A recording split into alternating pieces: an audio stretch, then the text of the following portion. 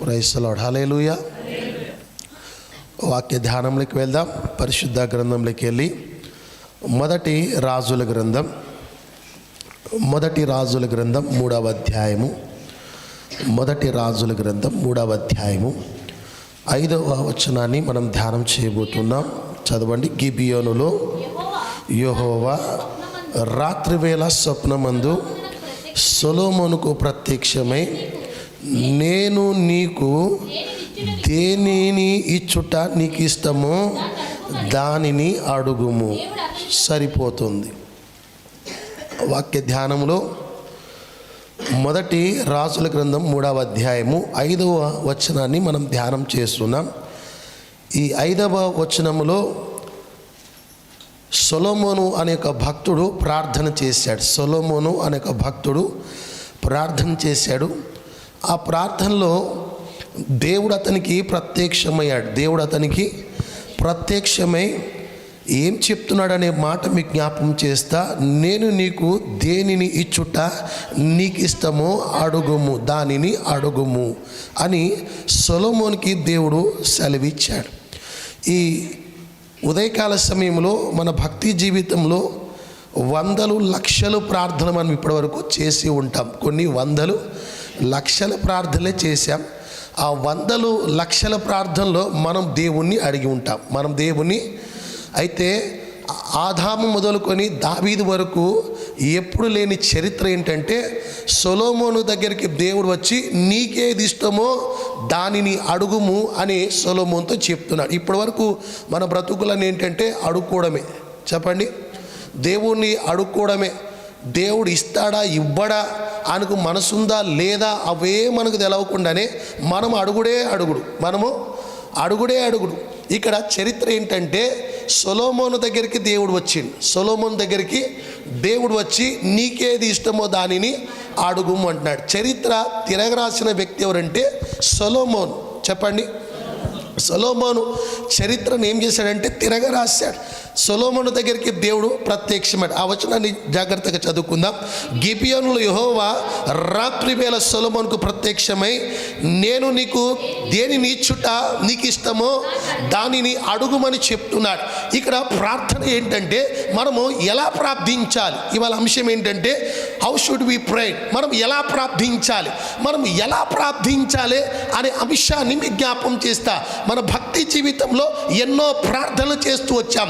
లక్షల ప్రార్థనలు, కొన్ని వందల ప్రార్థనలు. అంటే ప్రతికూలమైన సమయంలో అనుకూలమైన సమయంలో ఎన్నో ప్రార్థనలు చేస్తూ వచ్చాం. నా ఉద్దేశం ఏంటంటే ఈ యొక్క మధ్యాహ్న కాల సమయంలో సొలొమోను చేసిన ప్రార్థన మనము చేయాలి. సొలొమోను ఎటువంటి ప్రార్థన చేశాడంటే, గిబియోనులంట యెహోవా రాత్రి వేళ సొలొమోనుకు ప్రత్యక్షమయ్యాడు. సొలొమోనుకి దేవుడు ప్రత్యక్షమై ఏం చెప్తున్నాడంటే, నీకు దేనిని ఇష్టము అంటే నీకు ఇష్టమైనది ఏంటో నాకు తెలియపరచు, నేను వాటిని నీకు అనుగ్రహిస్తా అని సొలొమోనుతో చెప్తూ వచ్చాడు. భక్తి జీవితంలో సంగమా, దేవుడు ఎప్పుడైనా నీకు ప్రత్యక్షమై, దేవుడు ఎప్పుడైనా నీకు కనపడి నీకేది ఇష్టమో అడుగుము అని అడిగిన దాఖలాలు ఉన్నాయా? ఆలోచన చెయ్యాలి. ఎంతసేపు మనం అడుగుతుంటాం. భక్తి జీవితంలో మనం అడగడం కాదు, దేవుడే మనకు సమస్తం సమకూరుస్తాడు. మత్తయి సువార్తలో ఏం రాస్తాడంటే, మొదట ఆయన నీతిని రాజ్యమును మనము వెతకాలి, అప్పుడు దేవుడు మనం అడుగుని కూడా సమస్తం సమకూరుస్తాడు. హల్లెలూయా, హల్లెలూయా. సొలొమోను ప్రార్థన చేస్తున్నాడు. ఆ ప్రార్థనలో దేవుడు సొలొమోనుకి ప్రత్యక్షమై సొలొమోనుతో ఏమంటాడంటే, నేను నీకు దేనిని ఇచ్చుట నీకు ఇష్టమో. అంటే మన ఇష్టాలే ఇప్పటి వరకు అడుగుతూ వచ్చాం. మనకి ఏది ఇష్టమో అర్థమైందా, అవే దేవుని దగ్గర అడుగుతూ వచ్చాం. దేవునికి అది ఇష్టమా లేదా, ఇస్తాడా ఇవ్వడా, ఆయనకు మనసు ఉందా లేదా, మనం అనుకూలంగా ఉన్నామా లేమా అనేది మనం ఎప్పుడు కూడా దేవుని అడగం. మనకు తెలిసింది ఒకటే, మనకు అవసరమా దేవుని దగ్గర అడగడమే. అయితే సొలొమోను ఒక భిన్నంగా ప్రార్థన చేశాడు. నేనేమంటానంటే, ఇప్పటి వరకు మీరు చేసిన ప్రార్థనలన్నీ పక్కన పెట్టేసేయండి. స్తోత్రం చెప్పండి. ఇప్పటికెళ్ళి మీరు చేసే ప్రార్థన ఎలా ఉండాలి తెలుసా? దేవుడే మీ దగ్గరికి దిగి రావాలి. దేవుడు దిగి వచ్చి మిమ్మల్ని అడగాలి, నీకు ఏది ఇష్టం, నువ్వు ఏ పరిస్థితిలో ఉన్నావు, ఏ సహాయం నేను చేయాలో అని ప్రభు అడిగే దిశలో ఇప్పటి నుండి మనం ప్రార్థనలు చేయబోతున్నాం. చెప్పండి, చెప్పండి గట్టిగా. ఇక్కడ ప్రార్థన ఎలా చేయాలి అనేది మన అంశం. మనము తరచుగా ప్రార్థన చేస్తూ ఉంటాం, మనం ప్రార్థన మీద ఆధారపడిన బిడ్డలం. మనం చేసే ప్రార్థన ఎట్లా ఉండాలంటే దేవుడు దిగి రావాలి, దేవుడు దిగి వచ్చి మనకి ఏది ఇష్టమో అని దేవుడే మనల్ని అడగాలి. ఆ రీతిగా మన భక్తి జీవితాన్ని మనము కొనసాగించాలి. ఇప్పటి వరకు మన భక్తి జీవితం వేరు, ఇప్పటికెళ్ళి మన భక్తి జీవితం వేరు. ఇప్పటికెళ్ళి చేసిన ప్రార్థనలని వేరు, ఇప్పటి నుండి చేయబోతున్న ప్రార్థనలని వేరే ఉండాలి. స్తోత్రం చెప్పండి, స్తోత్రం చెప్పండి. వాక్య ధ్యానంలో గిబియోనులో రాత్రి వేళ యెహోవా స్వప్నమందంట సొలొమోనుకి ప్రత్యక్షమై ఏం చేశారు తెలుసా? నేను నీకు దేనిని ఇచ్చుట, నీకు ఇష్టము. అర్థమైందా? దేవుడు ఇక్కడ ఒక వ్యక్తి ఇష్టాన్ని జ్ఞాపకం చేస్తున్నాడు. దేవుడు ఒక వ్యక్తి ఇష్టం ఏంటో అడిగి తెలుసుకుంటున్నాడు. ప్రియ సంగమా, ఈ ఉదయకాల సమయంలో 9వ మాసంలో నువ్వు చేసే ప్రార్థన ఎట్లా ఉండాలంటే సాక్షాత్తు దేవుడు దిగి వచ్చి నీ ఇష్టం ఏంటో అడిగే రీతిలో నీ భక్తి జీవితం అయి ఉండాలి. స్తోత్రం చెప్పండి. దేవుడు నీ దగ్గరికి దిగి రావాలి. ఇప్పటి వరకు గంటలు ప్రార్థనలు చేసి కొన్ని వందలు లక్షల ప్రార్థనలు చేసి ఉంటారు. అయితే ఈ 9వ మాసంలో నీ ప్రార్థనలు కాస్త మార్పు రావాలి. చెప్పండి ఆమేన్. ఎంత మార్పు రావాలంటే నువ్వు అడగొద్దు దేవుణ్ణి, దేవుడే దిగి వచ్చి నీకేది ఇష్టమో, నేను నీకు ఏం చెయ్యాలి అని ప్రభు నిన్ను అడగాలి. చెప్పండి, చెప్పండి గట్టిగా. దేవుడు కొందరిని అడుగుతాడు. మార్క్స్ వార్తలోకి వద్దాం. మార్క్స్ వార్త 10వ అధ్యాయం, సౌండ్ కొంచెం తగ్గాడు. 10వ అధ్యాయం 51వ వచనంలో వినండి. ముందు నేను చెప్తా. మార్క్స్ వార్త 10వ అధ్యాయం 51వ వచనంలో యేసుక్రీస్తు వారు యెరికో పట్టణంలో ఒక ప్రాంతంలో సంచరించి వాక్యాన్ని బోధించి తిరిగి ఆయన వెళ్ళేటప్పుడు ఏమైందంటే త్రోవ పక్కన ఒక వ్యక్తి కూర్చొని ఉన్నాడు. త్రోవ పక్కన ఒక గుడ్డి భిక్షకుడు కూర్చొని ఉంటే యేసు ప్రభు ఆ త్రోవన వెళుతున్నాడు అని తెలుసుకున్నాడు. ఇప్పుడు చదవండి. యేసు, నేను నీకు ఏమి చెయ్యకూర్చున్నాడు. చూసిరా, సొలొమోను లాంటి మాట ఇక్కడ ప్రభు మాట్లాడుతున్నాడు. సొలొమోను కూడా రాత్రి వేళ అంటే గిబియోనులో దేవుడు ప్రత్యక్షమై ఏమడిగాడు తెలుసా? నేను నీకు ఏమి చెయ్యకూరుతున్నానో చెయ్యాలో నీకు ఇష్టమో అది అడుగుమని చెప్పాడు. ఇక్కడ రెండో వ్యక్తి ఎవరంటే ఈ గుడ్డివాడు. చెప్పండి, ఈ గుడ్డివాడి దగ్గరికి యేసయ్య వచ్చాడు. నా మాటల మీద మనసు పెట్టండి. ఈ గుడ్డివాడి దగ్గరికి యేసయ్య వచ్చి ఏం చెప్తున్నాడు తెలుసా? నేను నీకు ఏమీ చేయకూర్చున్నాను. ఎప్పుడైనా నీ భక్తి జీవితంలో దేవుడు దిగి వచ్చి నీతో ఈ మాట పలికాడా? ఇంతవరకు నీ భక్తి జీవితంలో ఎప్పుడైనా దేవుడు వచ్చి నిన్ను అడిగాడా? నేను నీకు ఏం చెయ్యాలి, నీకు ఏది ఇష్టమో అని అడిగాడా? అడిగిండా మిమ్మల్ని? ఇప్పటి వరకు మనకు తెలిసింది వన్ సైడే. అదేంటి? మనం అడుక్కోవడమే. అడగడం అంటే కొంచెం అఫీషియల్గా ఉంది. అడుక్కోవడం అంటే ఇక మనం ఎంతసేపు ఏం చేస్తామంటే మనం అడుక్కోవడమే. సొలొమోనుకి దేవుడు ప్రత్యక్షమై గిబియోనులో రాత్రి అంటే స్వప్నంలో ప్రత్యక్షమై నేను నీకు ఏమి ఇచ్చుట నీకు ఇష్టమైంది అడిగే నేను ఇచ్చేస్తా అంటున్నాడు. ఇక్కడ యెరికోలో ఒక గుడ్డి భిక్షకుడు అంట. ఏం పేరు? బర్తమై. చెప్పండి. ఆ బర్తమై దగ్గరికి యేసు ప్రభు వారు వచ్చి ఏమంటాడంటే నేను నీకు ఏమి గోరుచున్నావు, నేను ఏం చేస్తే నువ్వు ఇష్టపడతావు, నేను ఏది ఇస్తే నువ్వు సంతోషిస్తావు అది అడుగు అంటున్నాడు. మనము ఎన్నోసార్లు ప్రభుని అడిగి ఉంటాం. మనం ఎన్నో ప్రార్థనలో ప్రభుని అడిగి ఉంటాం. ఈ 9వ మాసంలో పరిశుద్ధాత్మ దేవుడు నీ దగ్గరికి రావాలి. పరిశుద్ధాత్మ దేవుడు నిన్ను అడగాలి. నీకు ఏది ఇష్టమో నువ్వు అడుగు. అని పరిశుద్ధాత్మ దేవుడు అడిగే రీతిలో మన భక్తి జీవితం ఇక మీదట ఉండాలి. ఆమేన్ చెప్పండి, ఆమేన్ చెప్పండి. ప్రార్థన ఏం చేస్తుందంటే ఖచ్చితంగా దేవుని ప్రభావితం చేస్తుంది. నీ ప్రార్థన ఎట్లా ఉండాలంటే ఆ విషయం చెప్పి వాక్యంలోకి వెళ్ళిపోతా. నీ ప్రార్థన జీవితం, ప్రార్థన శైలి, నీ ప్రార్థన స్టైల్ ఎట్లా ఉండాలంటే ఖచ్చితంగా దేవుడే దిగి రావాలి. దేవుడు దిగి వచ్చి సొలొమోను అడిగినట్టు ఈ 9వ మాసంలో దేవుడు నిన్ను అడగాలి. అట్లా అడగాలంటూ నువ్వు చేయాల్సిన పనేంటో మీకు చెప్తా. ఆదికాండం 32వ అధ్యాయంలోకి మీరు వెళ్తే యాకోబు అనే ఒక భక్తుడు మనకు కనబడతాడు. యాకోబు అనే ఒక భక్తుడు 24వ వచనంలో మీరు చదివితే యాకోబు ఒక్కడే మిగిలిపోయాడు.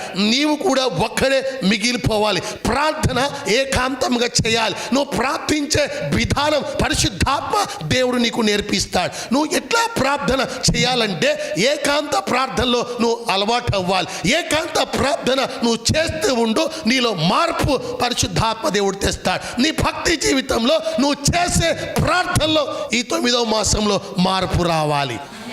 ఏకాంత ప్రార్థన మత్తయి సువార్తలో మనం చదువుతాం 6వ అధ్యాయంలో.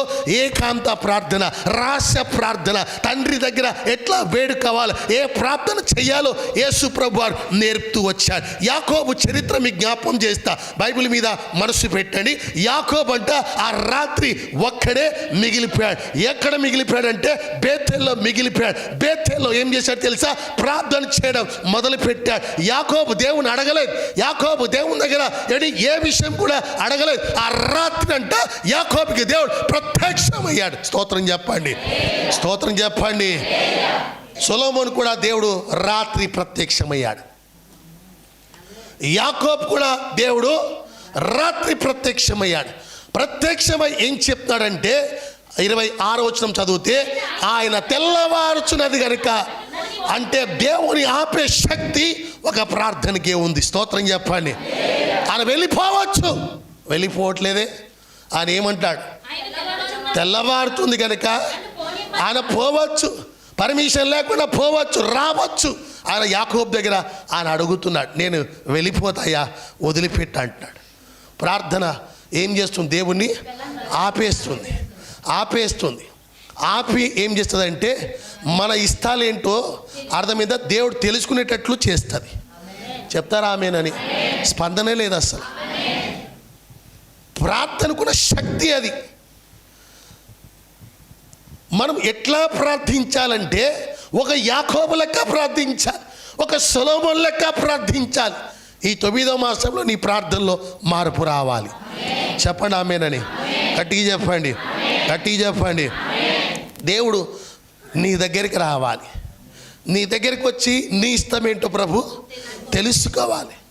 ఆయన తెలుసుకునే రీతిలో నీ భక్తి జీవితం అయి ఉండాలి. స్తోత్రం చెప్పండి. రాజుల 2వ గ్రంథంలోకి వెళ్తే, రాజుల 2వ గ్రంథంలోకి వెళ్తే 4వ అధ్యాయంలో, రాజుల 2వ గ్రంథం 4వ అధ్యాయంలో ఒక ప్రవక్త ఒక ఊరికి తరచుగా వస్తున్నాడు. ఆ ఊరి పేరు ఏంటంటే షూనేమి అనే ఒక పట్టణం. ఆ పట్టణములంట తరచుగా వస్తూ ఒక ఇంట ఆ ప్రవక్తలు దిగుతున్నారు. ఆ ఇంట వారు చేస్తున్న పని ఏంటి తెలుసా? పరిచర్య చేస్తున్నారు. చెప్పండి, ఏం చేస్తున్నారు? పరిచర్య చేస్తున్నారు. సేవకులకి ఆతిథ్యం ఇస్తున్నారు. వారు దేవుని యొక్క సేవ కొరకు ఏం చేస్తున్నారు తెలుసా? ప్రోత్సహిస్తున్నారు. ఏం చేస్తున్నారు? ప్రోత్సహిస్తున్నారు. వారు ఎప్పుడు దేవుని అడగలేదు, విజ్ఞాపనలు చేయలేదు, ప్రార్థనలు చేయలేదు. వారు దేవుని మీద దృష్టి పెట్టారు, పరిచర్య చేస్తున్నారు, పరిచర్యకు సహకరిస్తున్నారు, సేవకులకి ఆతిథ్యం ఇస్తున్నారు, దేవుని పనిలో నిమగ్నమైపోయారు. ఏ రోజు కూడా ఆస్తి కావాలి, అంతస్తులు కావాలి, పిల్లలు కావాలి, వర్ధిల్లాలి అని అడగలేదండి. ఒకానొక రోజు ఆ ప్రవక్తకు ఒక ఆలోచన వచ్చింది. 13వ వచనంలో చదవండి. అతడంట నీవు ఇంత శ్రద్ధాభక్తితో, వింటురా, దేవుడు నీ దగ్గరికి దిగి రావాలంటే నీలో శ్రద్ధాభక్తి ఉండాలి. నీ ప్రార్థనకు ముందే దేవుడు దిగి వచ్చి నీకేం కావాలి అని అడగాలంటే నీలో శ్రద్ధాభక్తి కనపడాలి. స్పందిస్తారా? సొలొమోను దగ్గరికి దేవుడు ఎట్లా దిగి వచ్చిండో నీ దగ్గరికి అట్లా దిగి రావాలంటే నీలో శ్రద్ధాభక్తి ఉండాలి. ఏముండాలి? ఉందా మాట? ఉందా? ఆ రాత్రి ఆ సమయములంట ప్రవక్తకి దేవుడు ఒక ఆలోచన ఇచ్చిండు. దేవుడే మాట్లాడుతున్నాడు. ప్రవక్త నోట దేవుడు మాట్లాడితే ఏమంటాడు తెలుసా? అతడు నీవు ఇంత శ్రద్ధాభక్తులు గలవై మా యందు ఏం చేస్తున్నావు? కనపరిచిన. అర్థమవుతుందా? నేను నీకేం చేయాలి? దేవుడు అడుగుతున్నాడు ఈమెతో. ఇప్పటి వరకు మనం అడుగుతూనే వచ్చాం, ఇప్పటి వరకు మీరు అడుగుతూనే వచ్చారు. ఇప్పుడు చరిత్ర మారాలి. 9వ మాసంలో నీ ప్రార్థనలో మార్పు రావాలి. దేవుడిని అడగాలి. చెప్తారా ఆమేనని? దేవుడే నిన్ను అడగాలి నీకేం కావాలని. ఈమె అడిగిందా? అడిగింది ఎప్పుడైనా? ఈమె చరిత్ర మీరు చదవండి. ఎప్పుడు నోరు తెరిచి ఒక వస్తువు కూడా దేవుని దగ్గర అడగాలి. కానీ దేవుడు అంట ఆ పట్టణంలో ఈమెని ఘనురాలుగా చేసి, మన ప్రతిదీ కూడా దేవుని దగ్గర అడగాల్సిన పని లేదు. కొన్ని వస్తువులు, కొంతమంది మనుషుల్ని, కొన్ని స్థలాలు, పొలాలు, వెండి బంగారం దేవుడు ఉచితంగా నీకు ఇస్తాడు. వద్దనుకున్నా నీ దగ్గరికి వచ్చి పడతావి. నువ్వు చేయాల్సిన పని ఏంటి తెలుసా? దేవుని మీద శ్రద్ధాభక్తి కలిగి ఉండాలి. సొలొమోనుకి ఎంత శ్రద్ధ దేవుని అంటే, దేవుని మందిరం అంటే, దేవుని పని అంటే. ఈ ఈ ఈ ఈ షూనేమే పట్టణంలో ఈమె దగ్గరికి దైవ సేవకులు వచ్చినప్పుడు దైవ సేవకుల ద్వారా పరిశుద్ధాత్మ దేవుడు మాట్లాడుతున్నాడు. ఏమంటారు తెలుసా? నేను నీకు ఏమి చెయ్యాలి? అడిగిందా? ఎప్పుడైనా అడిగిందా? నోరు తెరిచి చెప్పాలి. అసలు నువ్వు ఎన్నిసార్లు అడిగి ఉంటావు? ఎన్నిసార్లు అడిగి ఉంటావు? చాలాసార్లు, కొన్ని వందల లక్షల సార్లు అడిగి ఉంటావు. అడిగి అవమాన పాలై ఉంటావు. నాకు తెలిసి ఈ 9వ మాసంలో నువ్వు అట్లా అవ్వద్దు. చెప్పండి ఆమేన్. ఈ 9వ మాసంలో నువ్వు అడిగే అవమాన పాలు కాకు. నీ పరిస్థితి ఏంటో, నీ ఏ సమస్యలో ఉన్నావో దేవునికి బాగా తెలుసు. అవి మనిషి పై రూపాన్ని చూడగలుగుతాడు, దేవుడు అంతరంగాన్ని చూచేవాడు. నీకున్న సమస్యలు తెలుసు, నీకున్న బాధలు తెలుసు, నీ పైన ఉన్న నిందలు తెలుసు, సమస్తము ఎరిగినవాడు. నువ్వు అడగొద్దు, దేవుడే నీ దగ్గరికి రావాలి. దేవుడు నీ దగ్గరికి వచ్చి నీకు ఏం చెయ్యాలని ప్రభు నిన్ను అడగాలి. నీకు ఏది ఇష్టమో అని ప్రభు నిన్ను అడగాలి. అటు భక్తి జీవితం నువ్వు కొనసాగించు. స్తోత్రం చెప్పండి. ఆమె ఏం చేస్తుందంట? ఎంత శ్రద్ధాభక్తి. చెప్పండి చెప్పండి అంటే ఏంటో. భక్తులు ఏముందంటే శ్రద్ధ ఉంది. భక్తులు ఏముంది కాబట్టి ఆమెకి ఏం కావాలో దేవుడే అడుగుతున్నాడు. నీ భక్తి, నీ శ్రద్ధాభక్తిని చూచి దేవుడి మాసంలో నిన్ను అడగాలి. నీకేమి ఇష్టమో నాకు తెలియపరచని దేవుడు అడగాలి. అడగాలంటే నువ్వు చేయాల్సిన పని ఏంటి తెలుసా? దేవుని యందు శ్రద్ధాభక్తి నువ్వు కనపరచుకోవాలి. స్తోత్రం చెప్పండి, స్తోత్రం చెప్పండి. బల్ల కార్యక్రమం ముందు బట్టి త్వరగా వాక్యంలోకి వెళ్దాం. మూల వాక్యం మరలా చదవండి. Main text. గిబియోనులో యెహోవా రాత్రి వేళ సొలొమోనుకు ప్రత్యక్షమై, నేను నీకు దేని ఇచ్చుట నీకు ఇష్టమో దానిని అడుగుమని చెప్పాడు. ఇక సొలొమోను అడిగే విధానం మీకు చెప్తా, 4 విషయాలు చెప్తా. ఆ 4 విషయాలు మనసులో పెట్టుకోండి. ఈ మాసంలో నుండి మనం ఆ ప్రార్థనలు చేయబోతున్నాం. ఇక మీదట నీ భక్తి జీవితంలో ఒక లెవెల్ మారాలి, ప్రార్థనలో ఒక మార్పు రావాలి. అట్టి ప్రార్థన మనం చేయబోతున్నాం. సొలొమోనుకు దేవుడు గిబియోనులో రాత్రి ప్రత్యక్షమై ఏమన్నాడంటే, నేను నీకు ఏది ఇచ్చుట నీకు ఇష్టమో అది అడగమన్నాడు. అప్పుడు సొలొమోను నాకు వెండి బంగారం కావాలని అడగలేదే. అవి నీకు అవసరమా అనవసరమా దేవునికి తెలుసు. ఎప్పుడు ఇవ్వాలో, ఎప్పుడు నీ దగ్గర తీసుకోవాలో అది కూడా దేవునికి తెలుసు. ఒక విషయం చెప్తాను చూడండి. ఇశ్రాయేలు యాత్రా జీవితంలో 40 సంవత్సరాలు నడుస్తూ ఉంటే ఒక్కొక్క దేశంలో వాళ్ళు వెళ్తూ ఉన్నారు. ఆ దేశంలో దేవుడు ఏం చెప్పాడు తెలుసా? ఈ దేశపు సొమ్ము మీరు ఏం చేయాలి తెలుసా? ఏం చేయండి? ఈ దేశపు సొమ్మును మీరు ఏం చేయండి? ఏం చెప్పాడు? ఈ దేశపు సొమ్ము మీరు ఆక్రమించుకోండి, దోచుకోండి అని చెప్పాడు. దోచేసుకున్నారు. అడగకుండానే దొరికింది. అడగకుండానే దేవుడు ఇచ్చేసిండు. ఎంత అంటే అబ్బా, ఇటువంటి దేవుడు ఎక్కడ చూడలేదు. దేవుని పొగిడంత సొమ్ము బంగారం దేవుడు ఇచ్చి, ఒకనొక కాలం వచ్చింది ఆ సొమ్మంతా కూడా మందిరం కొరకు ఇచ్చేసేయండి అని చెప్పిండు.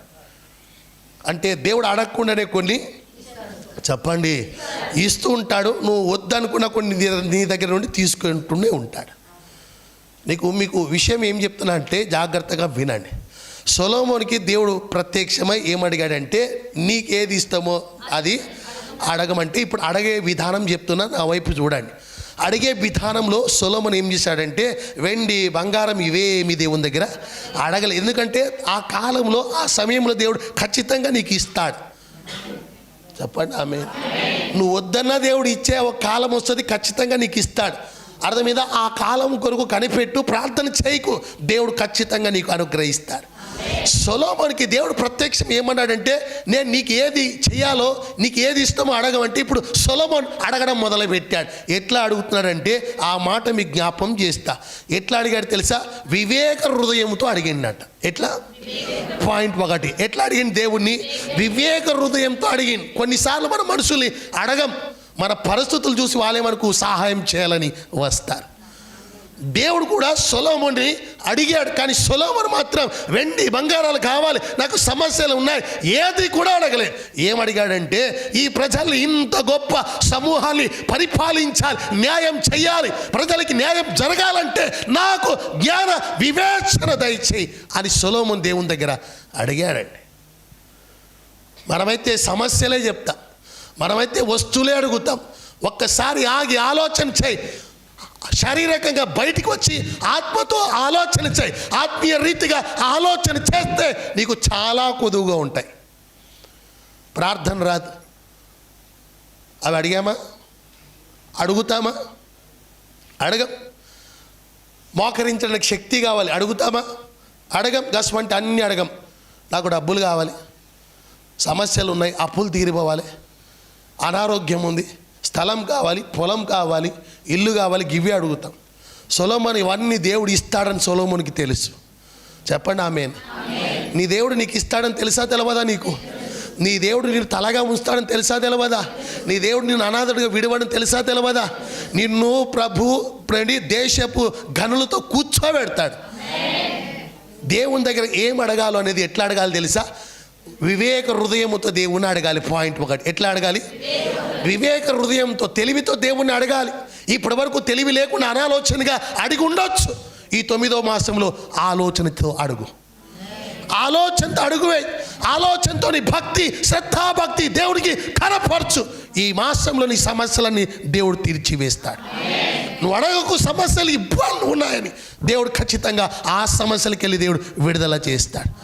నాకు తెలిసి బైబిల్ హన్నా పెద్దగా కుమారుడు కావాలని అడగలేదు. ఒక్కసారి నోరు తెరిచి అడిగింది, కుమారుని ఇస్తే మరలా నీకు దేవుడు ప్రార్థన ఆలకించాడు. దేవుడు ప్రార్థన మనవి ఆలకించాడు. దేవుడు మన మనవి ఆలకిస్తాడు. ఆమేన్ చెప్పండి. దేవుడు నీ ప్రార్థన సఫలము చేస్తాడు. నువ్వు ఎట్లా అడగాలి తెలుసా? వివేక హృదయముతో దేవుణ్ణి అడగాలి. వివేక హృదయంతో దేవుని అడిగితే దేవుడు ఖచ్చితంగా నీకు ఈ 9వ మాసంలో అనుగ్రహిస్తాడు. వివేక హృదయం అంట. పాయింట్ 1. ఎట్లా చెప్పండి? 14వ కీర్తన 14వ సంకీర్తన 2వ చరణంలో ఏమంటాడంటే 14వ సంకీర్తన 2వ చరణం చదవండి. వివేకము కలిగి దేవుని వెదుకువారు కలరేమోని. అంటే దేవుని ఎట్లా ఎదగాలి? వివేకం కలిగి వెతుకుతే దేవుడు నీకు ప్రత్యక్షమవుతాడు. సొలొమోను దేవుని వెతికాడు, ప్రత్యక్షమయ్యాడు. సొలొమోనుకి ఇష్టమేంటో అడిగి మరి తెలుసుకొని ఇచ్చాడు. నీకు కూడా దేవుడు అనుగ్రహించును గాక. నువ్వు ఎట్లా అడగాలి దేవుని? వివేకముతో అడగాలంట. వివేకంతో అడగాలంటే దేవుని వివేకంతో వెతకాలి. నువ్వు ఏం చేయాలి? దేవుని వివేకంతో వెతకాలి. దేవుని నువ్వు వెతకాలి. ఏకువజామున లే, సమయముందు అసమయందు లేచి ప్రార్థనలో వెతుకు, దేవుని దగ్గర మొరపెట్టు. దేవుడు నీకు ప్రత్యక్షమవుతాడు. నీకు ఇవ్వాల్సిన దేవుడు ఖచ్చితంగా ఇస్తాడు. ఈ మాసంలో దేవుడు నీకు ఏది ఇవ్వాలని నిశ్చయించుకున్నాడో వాటిని దేవుడు నీకు అనుగ్రహించును గాక. నువ్వు ఎట్లా అడగాలి తెలుసా? వివేకంతో దేవుణ్ణి అడగాలి. ఎట్లా అడుగుతారు? ఇక మీద నాకు తెలివితేటలు లేదని అడగండి. దేవుని దగ్గర ప్రభువా వివేచనతో నేను అడుగుతున్నా, నాకు ఇవ్వు అని అడుగు. స్తోత్రం, స్తోత్రం చెప్పండి, స్తోత్రం చెప్పండి, స్తోత్రం చెప్పండి. 14వ సంకీర్తన 2వ వచనంలో వివేకముతో అంట దేవుని వెతకాలి. వెతకడం అంటే అదే ప్రార్థించడమే. దేవుని వెతకడం అంటే ప్రార్థించడం. ఎట్లా? వివేకంతో. మరలా చెప్పండి. ఎట్లా అంట? వివేకంతో దేవుణ్ణి అడగాలంట. సొలొమోను కూడా చాలా తెలివిగా అడిగిండు. చాలా చాలా తెలివిగా అడిగిండు. అటువంటి ప్రార్థన పరిశుద్ధాత్మదేవుడు మీకు నేర్పాలి. చెప్పండి ఆమేన్. చెప్పండి ఆమేన్. ఎవరు ప్రార్థించారంటే సొలొమోను ప్రార్థించాడు. ఇక దావీదు కూడా ఒక ప్రార్థన చేస్తాడు. 27వ సంకీర్తన 4వ వచనంలో యెహోవా యొద్ద అంటే ఈయన కూడా అడుగుతున్నాడు. ఏం అడుగుతున్నాడు తెలుసా? వెండి బంగారాలు అడగట్లేదు, సమస్యలు ఉన్నాయని అడగట్లేదు, నాకు అనారోగ్యం ఉందని అడగట్లేదు, నాకు అప్పుల సమస్య ఉందని అడగట్లేదు. ఏమడుగుతున్నారు తెలుసా? నీ సన్నిధి చూడాలి, నీ ప్రసన్నత చూడాలి, నీలో నేను ఉండిపోవాలి, చిరకాలం ఇక్కడ మిగిలిపోవాలి. చాలా తెలివితో ప్రార్థన చేస్తుండు దావీదు. ఎటువంటి ప్రార్థన? వివేక హృదయంతో ప్రార్థన చేస్తున్నాడు. ఏమని? నేను యెహోవా యొద్ద ఒక వరము, ఆ వరం ఏంటంటే దేవుని సన్నిధిలో ఉండే వరం అడుగుతున్నాడు. ఆయన సన్నిధిలో ఉంటే మనకేం కొదువ అవుతుంది? దేవుడే నీతో ఉంటే నీకేం తక్కువ? చెప్పండి. మనం ఏం చేస్తామంటే దేవుని పక్కన పెట్టేస్తాం, ఇక సమస్యల మీద ప్రార్థన పెడతాం. నా మాట వింటున్నా? అర్థమవుతుందా మీకు? అర్థమవుతుందా? మనం దేని మీద దృష్టి పెట్టాలంటే ఇచ్చే దేవుని మీద దృష్టి పెట్టాలి. ప్రవక్త వర్షం పడాలని ప్రార్థన చేసింది. ఏం పడాలి? మనమైతే దేని మీద ఫోకస్ చేస్తాం? వర్షం మీదనే చేస్తాం. ఆ వర్షాన్ని కురిపించేవాడు, వర్షాన్ని సృష్టికర్త అక్కడ ఉన్నాడు, ఆయన మీద ఫోకస్ చేసి ప్రార్థన చేస్తే ఇవన్నీ దేవుడు ఇస్తాడు. చెప్పండి ఆమేన్. దావీదు ప్రార్థన ఏం చేశాడంటే ఒక వరం అడిగాడంట. ఏంటి ఆ వరం అంటే దేవుని సన్నిధిలో ఉండిపోయే వరం. ఇట్లాంటి ప్రార్థన ఎప్పుడైనా చేస్తామా అంటున్నా. ఎంత వివేక హృదయంతో ప్రార్థన చేస్తున్నాడు తండ్రి కొడుకు చూడండి. ఎటువంటి ప్రార్థన? వివేక హృదయముతో. నిర్దోష మార్గమున ఎట్లంట అంటే మీకు అర్థమవుతుందో లేదో, నిర్దోష మార్గమున వివేకముతో అంటే నిర్దోషంగా నువ్వు బ్రతకాలి, నిర్దోషంగా నువ్వు జీవించాలి అని దేవుని దగ్గర ఏం చేయాలంటే ప్రార్థన చేయాలి. ఏమని ప్రార్థన చేయాలి? నిర్దోష మార్గంలో నేను ప్రవర్తించాలి, నా ప్రవర్తన ఎట్లా ఉండాలి? నిర్దోషంగా ఉండాలి అని దేవుని దగ్గర నువ్వు ఏం చేయాలి తెలుసా? ప్రార్థన చేయాలి. పాయింట్ ఒకటి, ఎట్లా ప్రార్థన చేయాలి? నిర్దోష మార్గంలో నన్ను నడిపించు. అర్థమైందా? ఇలాంటి ప్రార్థన చేయాలి. దేని గురించి? నీ ప్రవర్తన గురించి ప్రార్థించాలి. దేని గురించి చెప్పాలి అంటే నీ ప్రవర్తన దేవుని దృష్టికి నిర్దోషంగా కనపడితే, నిర్దోషంగా దేవుని దృష్టిలో నీ ప్రవర్తన అగపడితే అప్పుడు ఏం చేస్తాడు తెలుసా? కింద వచనంలో నీవు ఆయన నీ దగ్గరికి రావాలంటే అర్థమవుతుందా? నిర్దోషమైన ప్రవర్తన కలిగి ఉండాలి. ఇది తెలివితో చేసే ప్రార్థన. నా దగ్గరికి వచ్చే అంటే రాడాయన, ఆయన రాడు. నీకు అంత సీన్ లేదు, నీ దగ్గరికి వచ్చేంత సీన్ నీకు లేదు. దేవుడు నీ దగ్గరికి రావాలంటే నీలో నిర్దోషత్వం కనపడాలి, నీ ప్రవర్తన కాస్త కోస్త దేవునికి నచ్చాలి. అప్పుడే నీ దగ్గరికి వచ్చి నీ ఇష్టం ఏంటో అడుగుతాడు. అప్పటి వరకు దేవుడు రాడు. నువ్వు చేసే ప్రార్థన వృధా అయిపోతుంది, టైం వేస్ట్ చేస్తావు. నీ భక్తి జీవితంలో టైం వేస్ట్ చేస్తున్నావు. దేవుడు నీ దగ్గరికి రావాలంటే నీ ప్రవర్తన దేవునికి నిర్దోషంగా కనపడాలి. ఇవి తెలివితో చేసే ప్రార్థనలు. దేవుని సన్నిధిలో నువ్వు అనాలోచనగా ఉండొద్దు. దేవుని సన్నిధిలో వివేచన హృదయం కలిగి ఉండాలి. వివేచన హృదయంతో ప్రార్థన చేయాలి.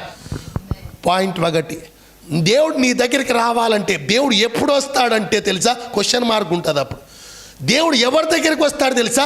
ఎప్పుడు దేవుడు వస్తాడు తెలుసా? నీ ప్రవర్తనలో దేవునికి నిర్దోషత్వం కనపడాలి. దేవుడు నీ దగ్గరికి రావాలంటే నీ ప్రవర్తనలో ఏం కనపడాలి? నిర్దోషం కనపడాలి. నీలో ఏ దోషం లేదు అనుకుంటే దేవుడు నీ దగ్గరికి దిగి వస్తాడు. అప్పుడే దేవుడు నీకు ఇష్టమేంటో అడుగుతాడు. నువ్వు తెలివితో దేవుడిని అడగాలి. స్తోత్రం చెప్పండి, స్తోత్రం చెప్పండి, స్తోత్రం చెప్పండి. ఈ రాత్రి దేవుడు మీకు ప్రత్యక్షమై అడిగాడు అనుకోండి ఏం కావాలని, ఆమేన్ చెప్పండి. ఈ రాత్రి ప్రార్థన చేసేటప్పుడు మీరు దేవుడు మీకు ప్రత్యక్షమై ఏం కావాలని అడిగితే ఏం చెప్తారు?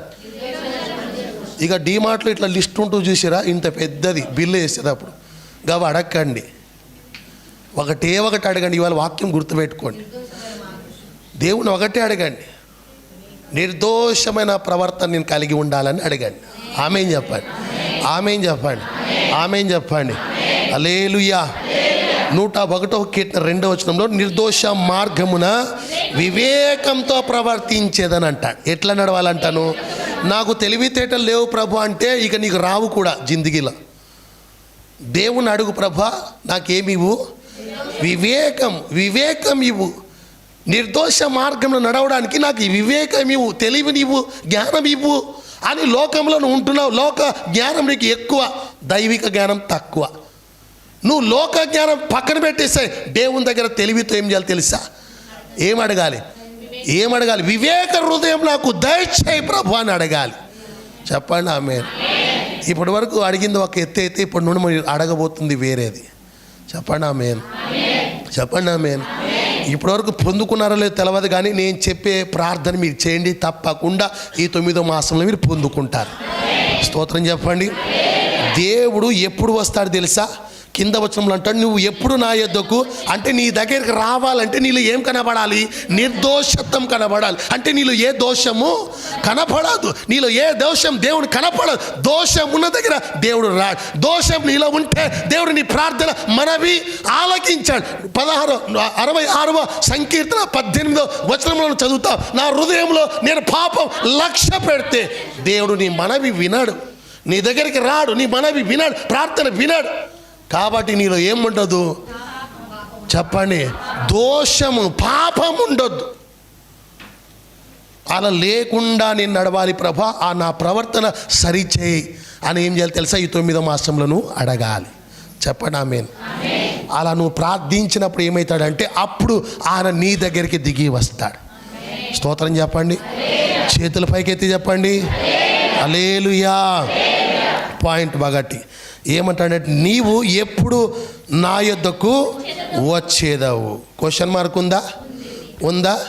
ఇప్పుడు మిమ్మల్ని మీరు ప్రశ్నించుకుంటే ఎప్పుడు ఆయన నీ దగ్గరికి వస్తాడంటే నిర్దోష మార్గంలో నీ ప్రవర్తన కలిగి ఉండాలి. దైవ త్రాసులు నిలబడితే అన్ని దోషాలే కనపడతాయి. ఏం కనపడతాయి? దోషం అంటే ఏంటి? పాపమే కనపడుతుంది. పాపం ఉన్న చోట దేవుడు ఉండడు. పాపం ఉన్న చోట నీ ప్రార్థన దేవుడు వినాడు. చెప్పినా కదా, పాపం మీద ఎక్కువ ఫోకస్, ప్రార్థన మీద తక్కువ ఫోకస్ చేసే క్రైస్తవులు ఎక్కువ మంది ఉంటారు. దేని మీద? పాపం మీద ఎక్కువ, ప్రార్థన మీద తక్కువ ఉంచే మనసు పెట్టే క్రైస్తవులు ఎక్కువ మంది ఉంటారు. వాళ్ళ వల్ల జరిగేది ఏమీ ఉండదు. పాయింట్ ఒకటి ఏంటంటే దేవుడు నీ యొద్దకు రావాలి. సొలొమోను దగ్గరికి వచ్చిండా? అదే మన మూలవాక్యం. గిబియోనుల రాత్రి వేళ స్వప్నమందు సొలొమోనుకు దేవుడు అంటే దేవుడు నీ దగ్గరికి రావాలి. చెప్పండి ఆమేన్. దేవుడు నీ దగ్గరికి రావాలి. ఆ భర్తమయ్య దగ్గరికి యేసయ్యనే వచ్చాడు. నీ దగ్గరికి 9వ మాసంలో దేవుడు రావాలి. ఆ వచ్చి నేను అడగాలి ప్రభు. చెప్పండి ఆమేన్. అప్పుడు నువ్వు తెలివితో ఏం చేయాలంటే దేవునికి చెప్పాలి. ఏం చెప్తావు? నాలో మొదట ఏమన్నా దోషాలు ఉంటే ప్రభువా దాన్ని తీసే. నన్ను చూడండి, ఒకసారి 2 వ్యక్తులు ప్రార్థన చేయడానికి వెళ్ళారు. ఎంతమంది? ఒకడు పరిసయ్యుడు, ఒకడు సుంకరి. మొదట నిలబడి పరిసయ్యుడు ప్రార్థన చేసిండు. పరిసయ్యుడు ఏం చెప్పిండంటే నేను అసలు నా అంత తోపేలేడు ఈ ప్రగతి నగర్లో, భక్తి జీవితంలో నేనే నంబర్ 1 అని చెప్పుకొని ప్రార్థన ఆమేనని కిందికి వచ్చి. ఇంకొకడు లేచిండు. సుంకరి లేసి ఏమన్నాడంటే నోరు తెరిచి ఒకటే అన్నాడు. నోరు తెరిచి ఒకటే తెలివితో అడిగిండు. ఎట్లా? చెప్పండి, తెలివితో అడిగిండు, నేను పాపిని. ఎప్పుడైనా ఇంతకాలం ఇంత భక్తి జీవితంలో నేను పాపిని అని 100 సార్లు చేసినావు ప్రార్థన? గై చేయవు. నేను తోపుని అని చేస్తావు. ఏమని చేస్తావు? నేను తోపుని, నా అంత తోపు లేరు, నా అంత భక్తుడు లేడని గవే ప్రార్థన చేస్తావు. అందుకే నీ ప్రార్థన రిజెక్ట్ అవుతూ ఉంటుంది. యోబు అనేక భక్తుడు పిల్లలు చేశారో లేదో, ఏంటది? పాపం అని వారి కొరకు అంటే ప్రతిరోజు చేసినా మీరు చెయ్యరు. అది చేయకుండానే ఏమోనిక భక్తుడు ప్రార్థన చేస్తున్నాడు, చేయకుండానే అర్పణలు అర్పిస్తున్నాడు, చేయకుండానే అరుణోదయం లేచి కన్నీటి ప్రార్థన బలిపీఠం అనుభవంలో ఉన్నాడు. కానీ ఇన్ని పాపం చేస్తున్నామా? ప్రార్థనలు చేస్తుర్రా? అదే తెలివితో చేయాల్సిన ప్రార్థన. సుంకరి చేసిండు, పరిసయ్యుడు కూడా చేసిండు. పరిచయానికి ఏం లేదంటే ఒట్టి ధమాక్ అస్సలు లేకుండా ప్రార్థన చేసి వానికి అస్సలు బుర్ర లేదు. చెప్పడానికి ఏదో నేను తోపనని చెప్పిండు వానికి ఏం లేదు, అస్సలు తెలియలేదు వానికి. దేవుని దగ్గర కదా మనం చేయాల్సిన ప్రార్థన ఏం చేయాలి? తగ్గించుకోవాలి. ఏం చెప్పాలి? పాపినని చెప్పాలి. అర్థమైందా? కనికరం కొరకు ప్రార్థన చేయాలి. ఈ సుంకరి చూడండి ఎంత తెలివైనోడంటే లేచి నిలబడి ఒకటే ప్రార్థన, ఒకే లైన్ ప్రార్థన చేశాడు, నేను పాపిని, నీకు ఇష్టమైతే నన్ను క్షమించు. గది దేవునికి నచ్చింది. చెప్పండి ఆమె. మత్తయి సువార్త కొండపైన ప్రసంగం తర్వాత 8వ అధ్యాయంలో యేసయ్య కిందికి దిగి వస్తుంటే ఒక కుష్ఠరోగి యేసయ్య దగ్గరికి వచ్చి ఏమన్నాడంటే మ్రొక్కాడంట. ఏం చేశాడు? ఆయనకి మ్రొక్కాడంట. చెప్పండి ఏం చేశాడు? మరి తెలివైనోడే మొక్కుతాడు దేవుణ్ణి. తెలివిలేనివాడు ఏం చేస్తాడు? కాళ్ళ మీద కాలు వేసుకొని దేవుడే నా దగ్గరికి రావాలి అన్నట్టు మాట్లాడతాడు. వీడు ఎంత తెలివి చూడండి. దేవుని దగ్గర పోయి మొక్కి, ప్రభువా నీకు ఇష్టమైతే, చూసిరా నా ఇష్టం కాదు, ఈడ నా ఇష్టం. ఇప్పుడు మీరు చెప్పేవాడిని మీ ఇష్టాలే దేవునికి. ఎప్పుడైనా నోరు మూసుకొని ప్రభువా నీ ఇష్టం ఈరోజు చెప్పయ్యా, నేను నోరు మూసుకుంటాను అడిగారా? అడగాలి. అట్లా నీ ఇష్టం అడగాలి. మనం ఏం చేయాలి? నీ ఇష్టం ఏంటో ప్రభువా నాకు బయలుపరచండి. అదే తెలివితో చేసే ప్రార్థనలు. స్తోత్రం చెప్పండి. దేవుడు మీరు ఇట్లా ప్రార్థన చేస్తూ ఉంటే దేవుడు మీకు తెలివి ఇస్తాడు. ఏమైనా స్పందిస్తారంటే అసలు లేదు మీ దగ్గర తెలివి, అందుకే మీకు ఇవ్వట్లే. మీరు ఇట్లా ప్రార్థన చేస్తూ ఉంటే దేవుడు అధికమైన జ్ఞానం మీకు ఇస్తాడు, అధికమైన సంపద దేవుడు మీకు ఇస్తాడు. మీరు ప్రార్థిస్తూనే ఉండాలి, కానీ తెలివితేటలు దేవుడు మస్తుగా మీకు ఇస్తాడు. చెప్పండి ఆమేన్. తెలివితేటలు లేకుండా బ్రతికే భక్తులు కూడా ఉన్నారు. ఒక బంగారపు వ్యాపారి మంచి ప్రార్థనాపరుడు అంట. వజ్రాలు బంగారం అమ్ముకునే ఒక వ్యాపారి మంచి ప్రార్థనాపరుడు అంట. ఒక ఫోన్ కాల్ వచ్చిందంట, మా పాపకు పెళ్లి పెట్టుకున్నామండి, మీ దగ్గర ఉన్న బంగారం మొత్తం తీసుకురండి అని ఫోన్ చేశారట పక్క ఊరోళ్ళు. ఈ వ్యాపారి ప్రార్థనాపరుడు అని చెప్తున్నా కదా, ఈ వ్యాపారి అంట ప్రార్థన చేసుకొని బయలుదేరిండంట. స్తోత్రం చెప్పండి. అదే తెలివి ఉన్నవాడు ప్రార్థన చేసే బయలుదేరుతాడు, తెలివి ఉన్నవాడు ప్రార్థన చేసే పని ప్రారంభిస్తాడు. ఈ తెలివితో ప్రయాణం మొదలుపెట్టిండంట. ప్రార్థన చేసుకొని ట్రైన్ ఎక్కిండంట. గోల్డ్ మొత్తం తీసుకొని కూర్చున్నాడంట. ఈయన కూర్చున్న బరాబర్ ఆపోజిట్ సీట్లో గజ దొంగ కూర్చున్నాడంట. ఎవరు చెప్పండి? మోస్ట్ వాంటెడ్ వాడు కూర్చున్నంట. ఒకటే మనసులో అనుకున్నాడంట. మనస్సులో ఎట్లా? మనసులో అనుకున్నాడంట, ప్రభువా ప్రార్థనతో నేను బయలుదేరిన, నా పని ఏమవ్వాలి? సఫలం అవ్వాలి, నీకు మహిమ రావాలి, నాకు అధికమైన రాబడి రావాలి అని ప్రార్థన చేసుకొని ట్రైన్లో ఎక్కి కూర్చున్నట్ట. కరెక్ట్గా ముందు గజ దొంగ. వాడు అనుకుంటాడంట ఈరోజు మస్తు మనకి ఏమవుతుంది చెప్పండి, ఈరోజు పండగ అవుతుంది. అసలు కూర్చున్నది ఎవరు? మామూలు వ్యక్తి కాదు, ఎవరు? గోల్డ్ షాప్ ఓనరు అని చెప్పి అనుకున్నాడంట. ఇక ప్రయాణంలో చీకటి అయిపోయింది, ట్రైన్లో చీకటి అయిపోయింది. ఈయన మస్తుగా తల కింద దిండు పెట్టుకొని హ్యాపీగా పడుకున్నాడంట. ఎవరు? గోల్డ్ షాప్ వాడు. ప్రార్థన చేసుకొని పడుకున్నాడంట. పొద్దున లేస్తే నీకు స్తోత్రమయ్యా, నా పని సఫలం అవ్వాలి, నా రాబడి అధికంగా రావాలి, నీకు మహిమ రావాలి అని ప్రార్థన చేసి పడుకుండంట. రాత్రంతా హ్యాపీగా నిద్రపోయింది. ఈ దొంగడు ఏం చేశాడంటే రాత్రంతా ఈ బ్యాగ్ ఎక్కడుందో ఎతికిందంట. తెల్లవారిపోయింది. ఏమైంది? ఇక తెల్లవారులోనే లేచి ఒక ఛాయ్ కప్పు తీసుకొని కూర్చొని సిగ్గు లేకుండా అడిగిండంట, అయ్యా మీరు ఏమనుకోకపోతే ఒకటి అడుగుతాం మిమ్మల్ని అని. ఆయనంట, అడుగు, దానికి ఏం ఫ్రీయే కదా అన్నాడంట. ఇక అడిగిండంట, నేను రాత్రంతా నీ గోల్డ్ కోసం ఏం చేసినా వెతికినా కానీ అసలు దొరకలే, ఎక్కడ పెట్టినావు చెప్పు అని. అప్పుడు ఈయన చెప్పిండంట, అదే ప్రార్థన అంత శక్తి ఉంటే చెప్తున్నా.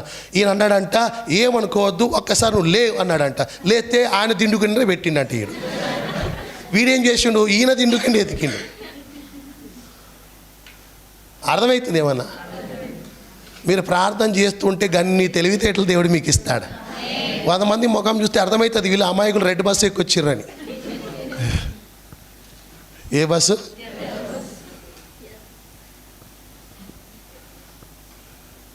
ఏమో ఏం చేస్తే మారుతారో నాకు తెలియదు. ప్రార్థనలు కూడా ఎంత హేళంగా ఎటకారంగా చేస్తారంటే, నాకు జ్ఞానం లేదు ప్రభువా, నాకు వివేచన లేదు. అది నీకు ఉందో లేదో దేవునికి తెలుసా తెలియదా? నువ్వు చేయాల్సిన విధానంలో ప్రార్థన చేయి. ఆమేన్ చెప్పండి. స్తోత్రం చెప్పండి, స్తోత్రం చెప్పండి. 101వ కీర్తన 2వ వచనంలో కింద అంటాడు, నువ్వు ఎప్పుడు నా యొద్దకు, అంటే నీ దగ్గరికి దేవుడు రావాలంటే కొన్ని కండిషన్ టర్మ్స్ ఉన్నాయి. నీలో కొంత దేవునికి ఏదో కొంచెం గుణగణాలు కనపడాలి, ఏదో నీ దగ్గర ప్రభావితం చేసే ఏంటి ఒకటి ఉండాలి నీ దగ్గర. అది ఏంటి తెలుసా? నిర్దోషమైన ప్రవర్తన. చెప్పండి. నీలో నిర్దోషత్వం కనపడితే దేవుడు నీ దగ్గరికి వస్తాడు. ఈ 9వ మాసంలో ఆయన నీ దగ్గరికి రావాలి, వచ్చి ప్రభు నిన్ను అడగాలి. చెప్పండి గట్టిగా, గట్టిగా చెప్పండి ఆమేనని. ఈ 9వ మాసం దేవుడే నీ దగ్గరికి రావాలి, నిన్ను ప్రభు అడగాలి. నువ్వు అడగకు, ఇక మీదట దేవుడు నీకు అనుగ్రహించును గాక. 2వ పాయింట్కి వద్దాం. 2వ పాయింట్ అంశం ఏంటి చెప్పండి అమ్మా? ఎలా ప్రార్థించాలి? హౌ షుడ్ వి ప్రే? మనం ఎలా ప్రార్థించాలి? 2వ పాయింట్కి వద్దాం. సామెతల గ్రంథం 15వ అధ్యాయం, సామెతల గ్రంథం 15వ అధ్యాయము 21వ వచనం చూడండి. బుద్ధి లేని వానికి కింద వచ్చిన వివేకం గలవాడు చక్కగా. చాలు, 2వ పాయింట్ వివేకం గలవాడు. చెప్పండి. ఇప్పుడు నన్ను చూడండి, మీకు ఉందా లేదా అనేది ఎలా తెలుస్తుంది? మీ ప్రవర్తనలు బట్టే తెలుస్తుంది.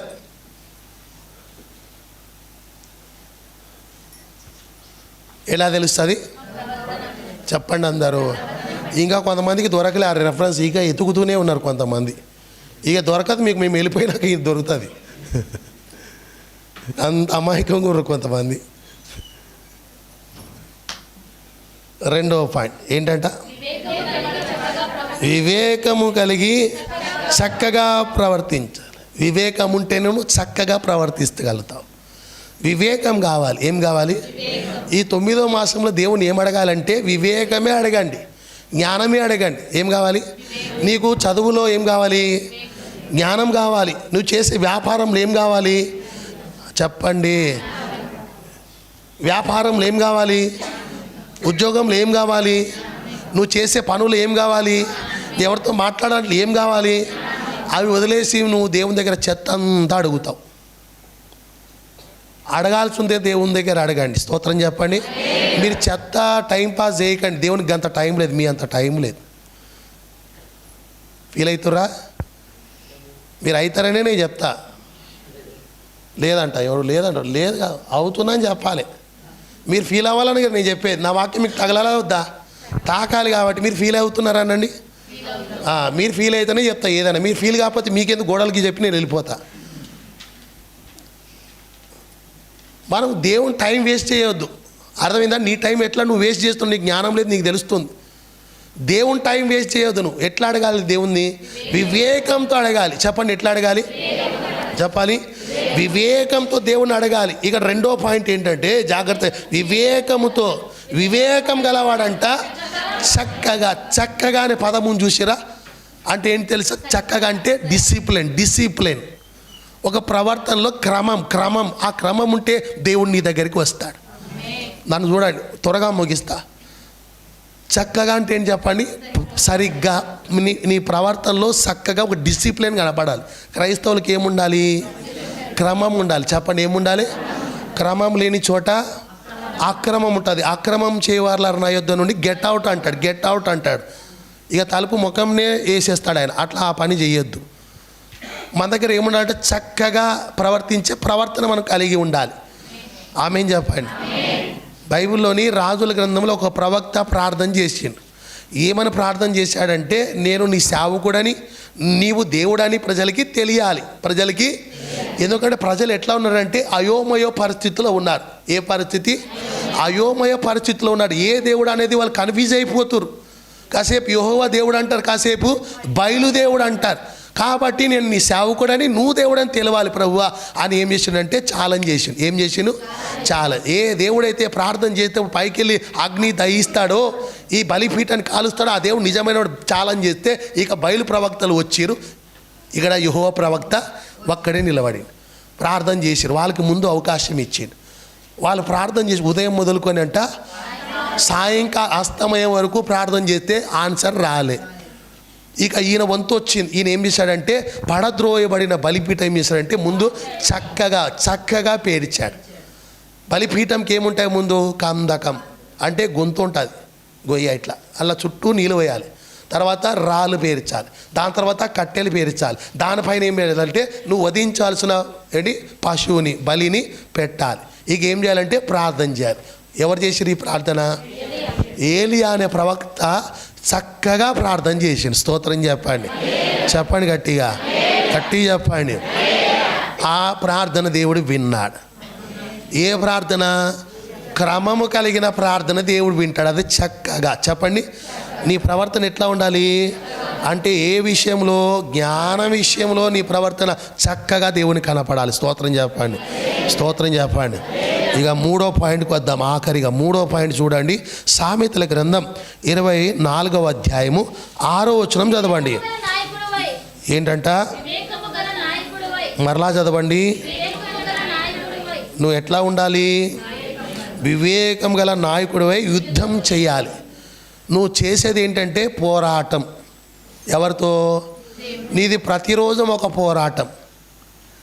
లేదా కుటుంబ పోరాటం, లేదా ఉంది ఆఫీస్లో, లేదా స్నేహితులలో, లేదా సంఘంలో, లేదా సొసైటీలో, లేదా ప్రతిరోజు మనిషిది ఏంటంటే ఒక పోరాటం. ఇలా పోరాటంలో నీకు ఏం కావాలంటే వివేకం కావాలి. ఏం కావాలి? నువ్వు అన్నిట్లో గెలవాలని నువ్వు అనుకుంటావా లేదా? గెలవాలంటే నీకేం కావాలి? ఇది కావాలి. చెప్తారా స్తోత్రం అని? ఏం కావాలి నీకు? నువ్వు చేసేది ప్రతిరోజు ఒక పోరాటం అనేది విషయం మర్చిపోకు. ప్రతిరోజు ఏదో ఒక ఫైట్ చేస్తూనే ఉంటావు, స్ట్రగల్ చేస్తూనే ఉంటావు. ఏదో ఒకటి ప్రతిరోజు మనిషికి ఉంటుంది. అందులో నువ్వు గెలవాలంటే నీకేం కావాలి? వివేకం కావాలి. స్తోత్రం చెప్పాలి. మరి ఆ వివేకం ఎక్కడ దొరుకుతుందంటే అది ప్రార్థిస్తే దేవుని దగ్గర దొరుకుతుంది. స్తోత్రం చెప్పండి. అర్థమైందా? వివేకం అంటేనే దేవుడు. వివేకం అంటేనే దేవుడు. దేవుడికి అర్థమైందా? ఆ పదం వర్తిస్తుంది. దేవుని దగ్గర నువ్వేం చేయాలంటే ఇవి అడగాలి. స్తోత్రం చెప్పండి. ఎట్లా ప్రార్థించాలంటే ఏం చెప్తారు? వివేకంతో ప్రార్థించాలని చెప్పాలి. స్తోత్రం చెప్పండి. అంశం ఏంటి చెప్పండి ఒకసారి. అమ్మా, మనం ఎలా ప్రార్థించాలి? ఈ 9వ మాసంలో మీకు అర్థమవుతుందా ఎట్లా ప్రార్థించాలో? అవుతుందా లేదా? ఇక మీదట మీ ప్రార్థనలు ఏం రావాలి? ఒక మార్పు రావాలి. ఆమేన్ చెప్పండి, స్తోత్రం చెప్పండి. మీ ప్రార్థనలో మార్పు వస్తే తప్ప నీ ప్రార్థనకు ప్రతిఫలము రాదు.